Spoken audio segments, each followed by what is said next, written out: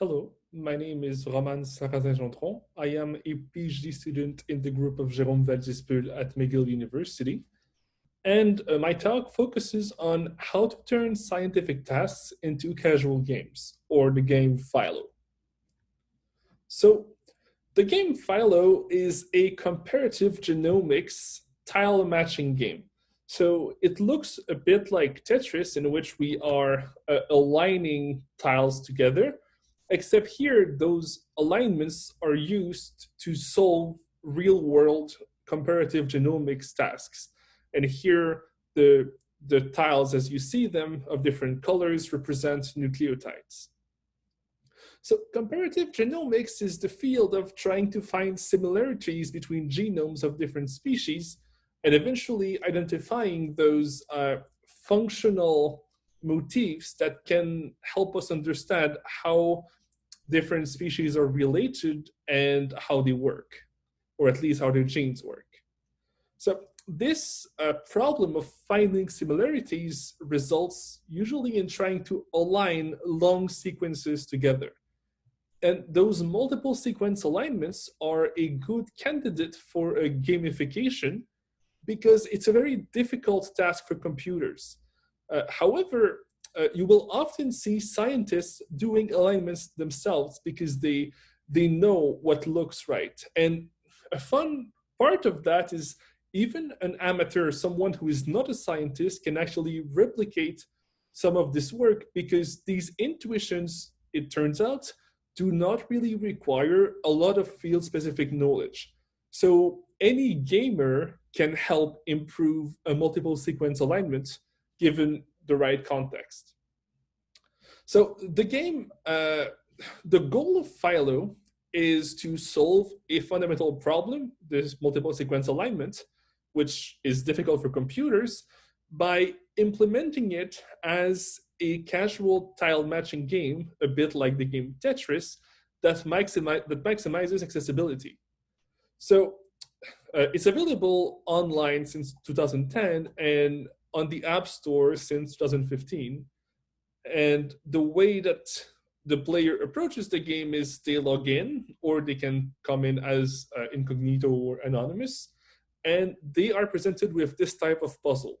So here, each brick represents a nucleotide, different colors, there are 4 colors.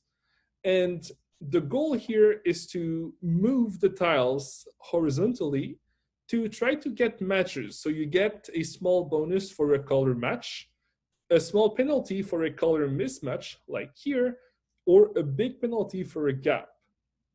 And you just move these blocks to try to reach what we call a par score to improve our understanding of the alignments within a phylogenetic tree. So here we know which species we are aligning. So here we have human, here we have horse, and this might be a cow or a pig, I'm not sure, but you get the idea. And so the goal is to reach this par score, which is the computer performance, and eventually improve it by reaching the best score, which is the best human performance. So to advance to the next puzzle, the players have to at least do just as well as the computer. And once they reach this par score, this star at the bottom will light up, and the player can leave the puzzle or improve their score if they want to. So how it works? Well, the input is just several whole genome multiple sequence alignments. So we have these sequences for different species.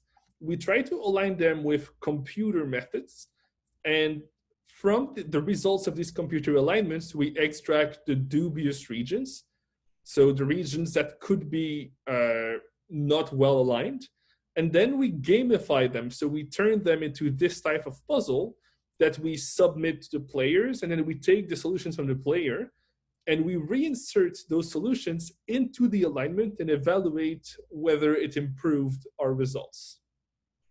So it turns out that some of those players will play hundreds of puzzles and will perform very well on them. So those we can call expert players. And those expert players, if they play hundreds of puzzles, will contribute a lot more than casual users.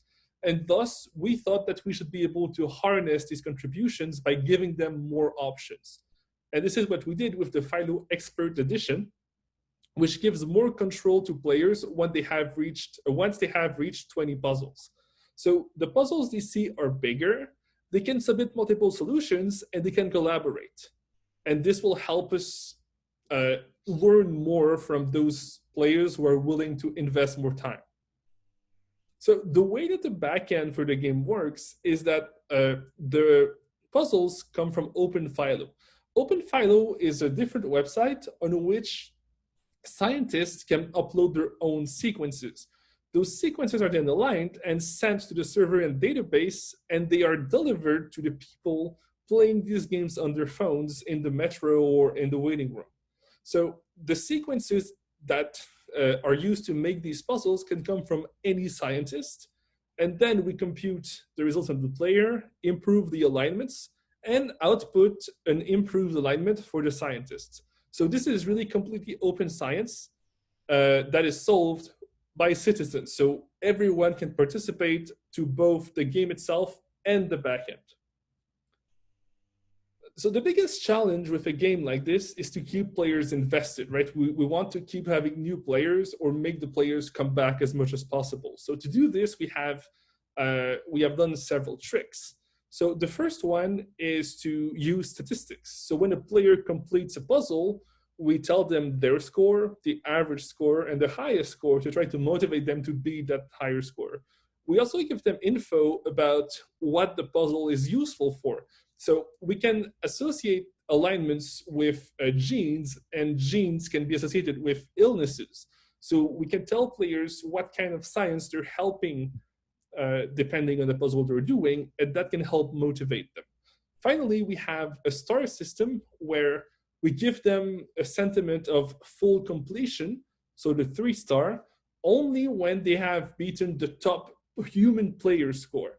If they beat the computer score, they only get 2 stars. So that motivates them to really invest more time if they want to feel more completion. We don't want them to just reach the computer score and then press next.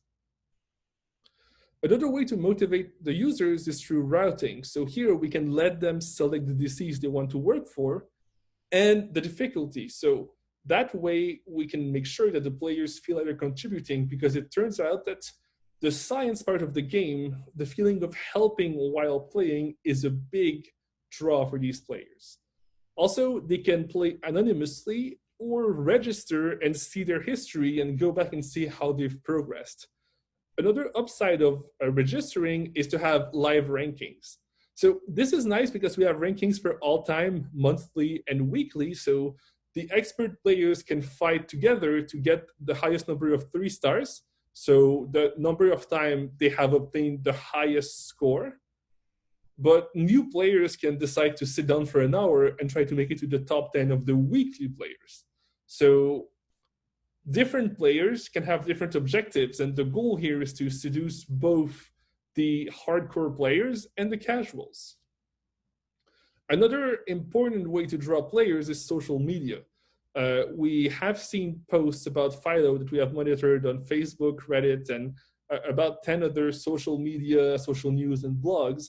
And this is super important because this is how we draw players. The best way to motivate people to play is having other players tell them that the game is fun and useful. So this is for what Phylo does. Now, a bit more about what we learn from the game. So in terms of statistics, in the last 10 years, we have had over 300,000 visitors, more than 700,000 puzzles completed, more than 30,000 registered users. And we have observed that out of the gene regions we have put into the puzzles, 70% have been actually improved by players over 500 genes. This is a neat statistic. So this is on the y-axis, the number of registered players, and on the x-axis, the maximum number of puzzles completed. And we can see here that we have roughly a few dozens players who played over 500 games. But we have thousands of players who played over 10 or 12 games. So this means that even the players from some of the most casual groups are still playing several games, and they are still contributing to the problem, well, to solving the problem. No, they are not the problem, obviously.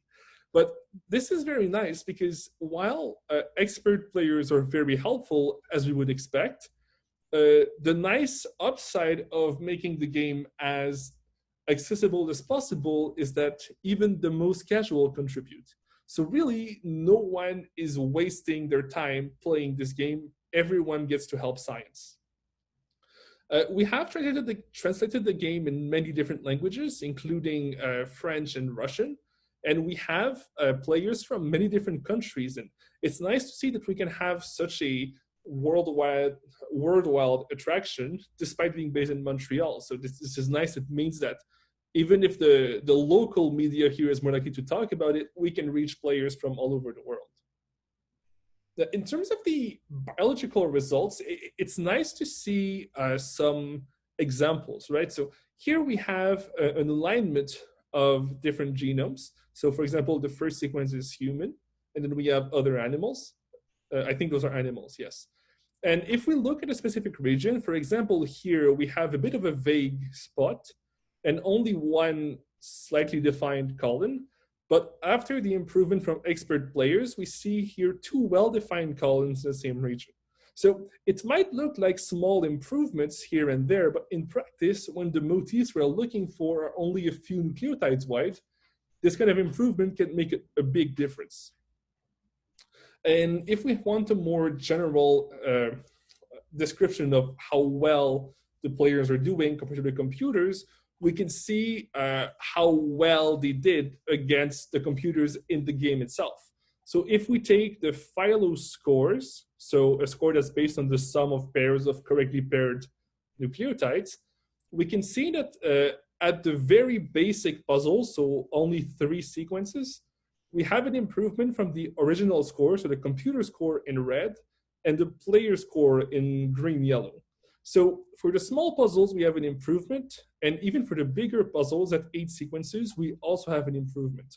So even the experts, well, no, the experts improve as we would have expected. But even the casual players who only play a few games on their phone and then stop playing are actually improving computer alignments. And this is a nice surprise for us because it means that really no one is wasting their time playing. So in conclusion, for Phylo, we have shown that those simple tile matching games that may look simplistic actually provide significant improvements to real scientific problems. We have shown that there is an interest from players to actually involve themselves and solve these puzzles, and that both casual and expert players contribute to the science behind the game. In terms of future games or follow-ups on this project, there are several. 2 of them are the following. So first, we have Ribo, which is a follow-up on Phylo, but instead of DNA, it's RNA. And there's an added dimension where we include the base pair, so these RNA base pairs into the game as an extra difficulty. And it's currently on our website, and it's doing well. We don't have all the results yet, but it's a pretty cool game, in my opinion. And we have, more recently, Borderland Science. So Borderland Science is a new take on this type of simple tile matching game to improve multiple sequence alignments. And the goal is to bring it to a wider audience. We will have other talks about this game in specific today.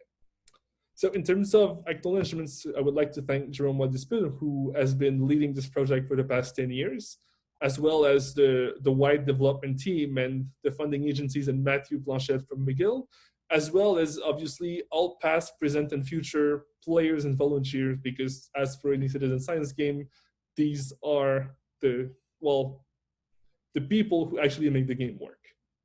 Thank you.